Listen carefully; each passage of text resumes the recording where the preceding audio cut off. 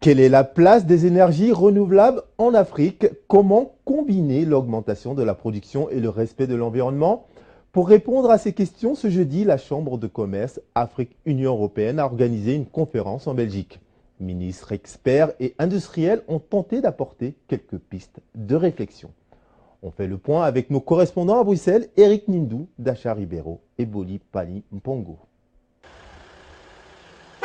Au cœur du quartier européen de Bruxelles, le Stan Hope, un hôtel de luxe au style très british, mais pour un jour, il a vibré au rythme de l'Afrique.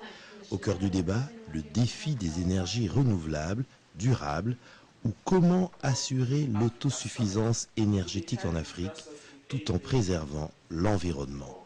Un thème d'actualité choisi de façon non fortuite. Pour développer le secteur privé, il faut des entreprises qui puissent avoir accès à l'énergie.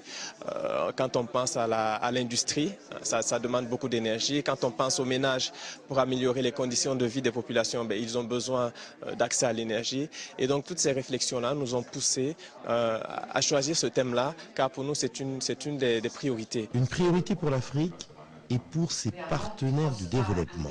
Ainsi, on a vu côte à côte le docteur Elam Ibrahim, commissaire à l'énergie de l'Union africaine, et Andris Pilbax, commissaire européen au développement, afficher leur volonté politique.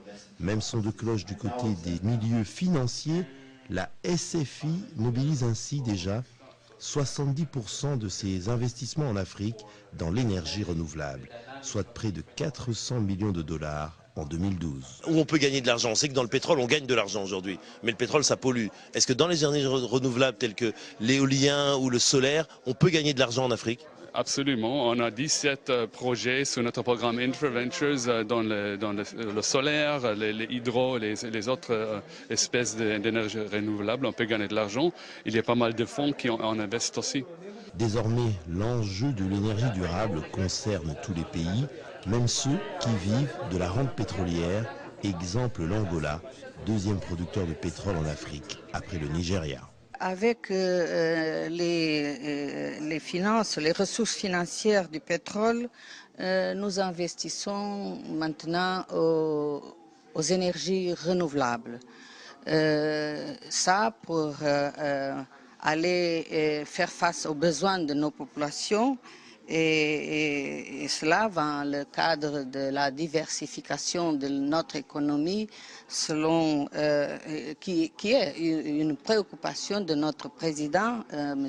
José Eduardo dos Santos. Bref, pour l'Afrique, le défi de l'énergie durable doit être vu non pas comme une menace, mais comme une opportunité, d'autant plus que l'écart technologique s'estompe. Reste alors la volonté politique qui doit se renforcer de jour en jour.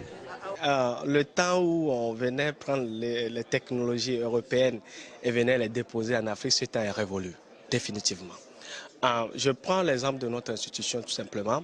Nous avons aujourd'hui 2000 étudiants, ingénieurs formés sur place à 2 yeux, donc qui restent travailler en Afrique.